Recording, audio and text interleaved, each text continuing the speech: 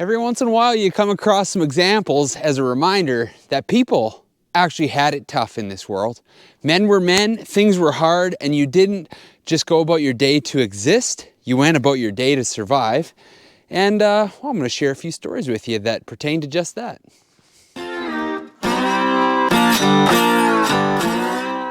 It's great to see you once again, friends. The first day of having a wood fire in the homestead was so successful.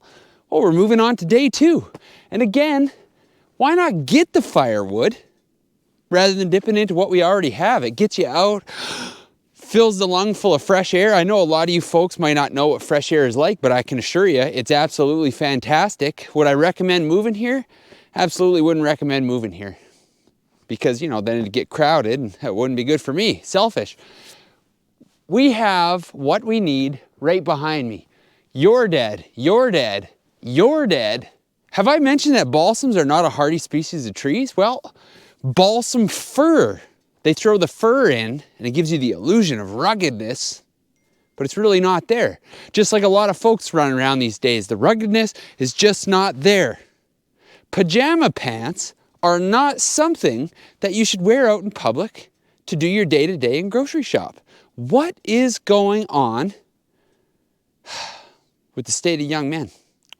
Unbelievable. Let's get the chainsaw out. Let's get some fuel for the furnace and maybe get to a story.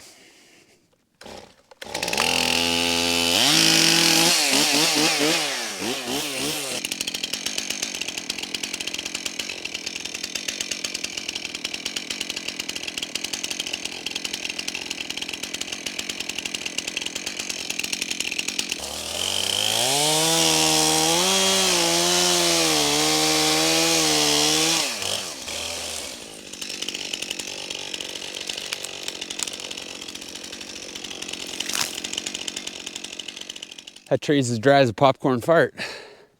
That'll burn. I'd like to take an intermission from cutting firewood here to share a story with you and a passion of mine. I like to collect and read books that pertain to the early days of our country, the frontier men and women that mined, logged, developed, and discovered the country that we live in today. I admire their sense of adventure and their courage, and I like to read about it. This particular book, The Lumberjacks, written by Donald McKay in 1978. This is the story of men who cut and hauled timber from the birth of the industry until the internal combustion engine changed lumbering techniques in the 1950s.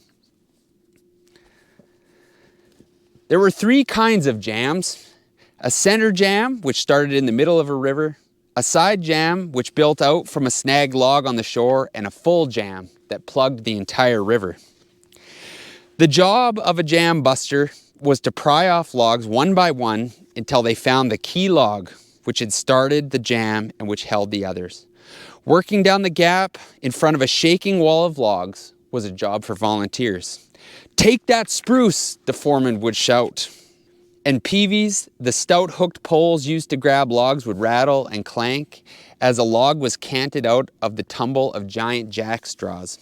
The foreman, down on the logs with his men, would watch and listen. Sometimes the mess would shift and groan, and every eye would turn to the foreman for his signal.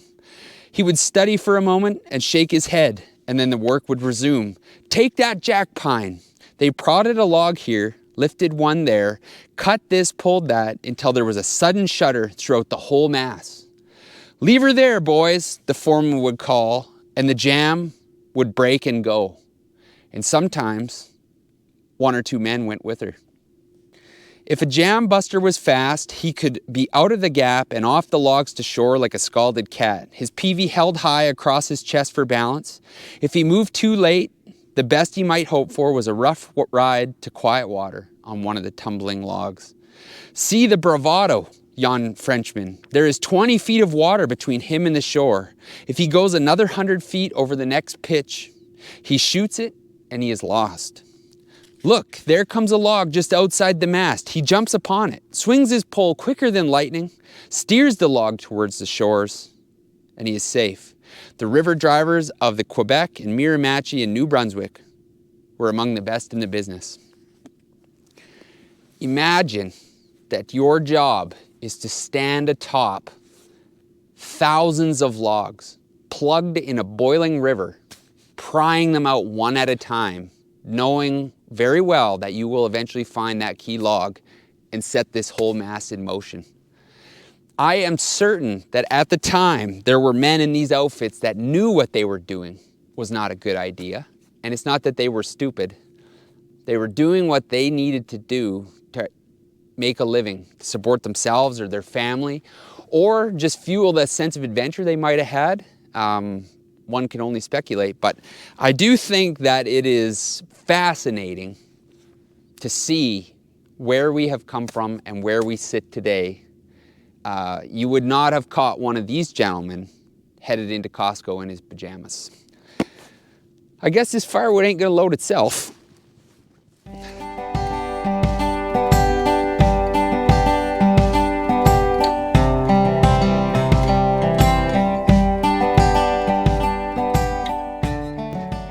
Few things out of the way here.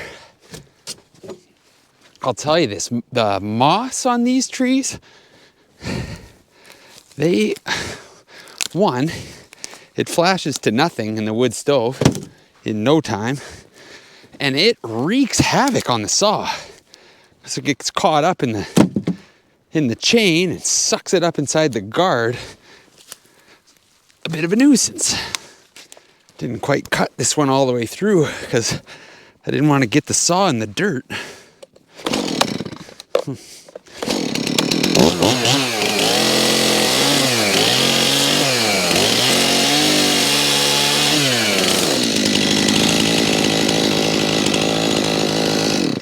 There we go. I really gotta watch myself cutting the blocks too short. We used to have a wood stove that took much shorter blocks, and my brain is stuck in that mode. What's really striking in these books is the clothing that they describe themselves wearing. Man, the temperatures are extreme. And I mean, these guys, they're talking in some stories, a pair of wool socks and a pair of leather boots on, and it's minus 40 degrees Celsius. I mean, you know, and a pair of leather gloves, just a plain pair of leather gloves. It wasn't a question of, do you have to work hard? You quit working, you die. All right, well, this is a back leaner, but I'm pretty certain with a little manpower, we can push it over.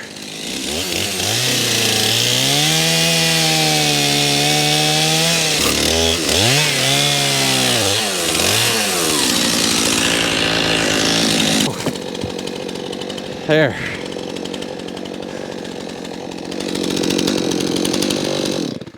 Let's close off with one more of a little more humorous note. Do forgive me as I butcher the pronunciations of some of these French names. I'll do the best I can. Or there were the strong silent type, like Foreman Jim Boyd. I knew Jim Boyd. He worked on Lake Témiscouata in eastern Quebec, and the Boucherons called him Bon Homme Jim. And he came to fame because he kicked a bear to death. He was doing the drive one spring for Fraser's, and he was walking down the Tulare River, which is between Riviera de Loup and Edmundston, New Brunswick. The bear was asleep on the other side of a windfall, and Jim jumped over the log and landed right on the bear, with caulk boots on, no less.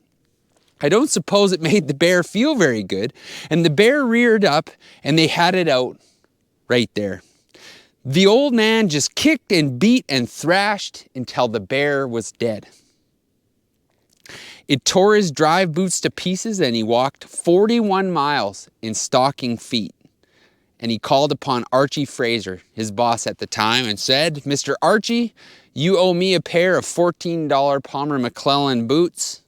And that's how Jim Boyd came into the limelight. Kicked a bear to death with his logging boots on.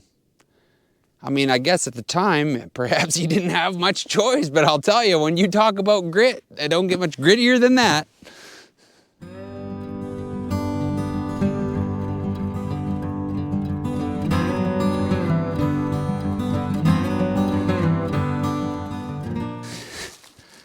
I was already trying to talk myself into cutting down another small stag. I thought, oh, that's not enough. That's not a full load, but I'd say that's good.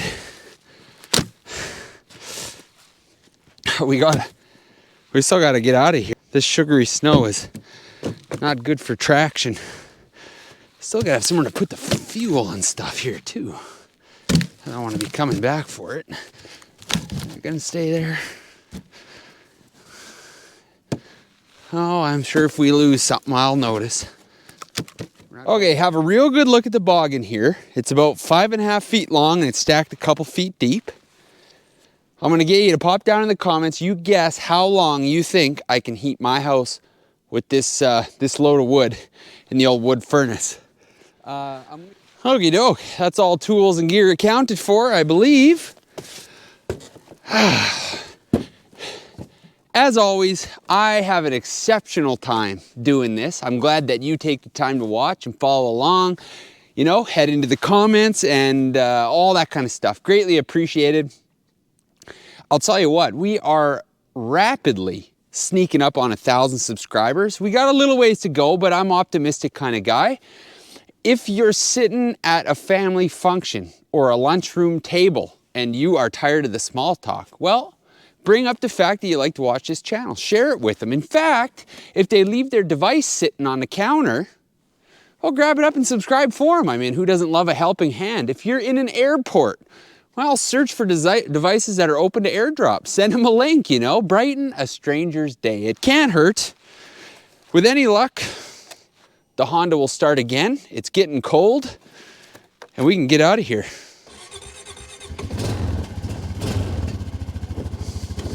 Always the case. Reliability.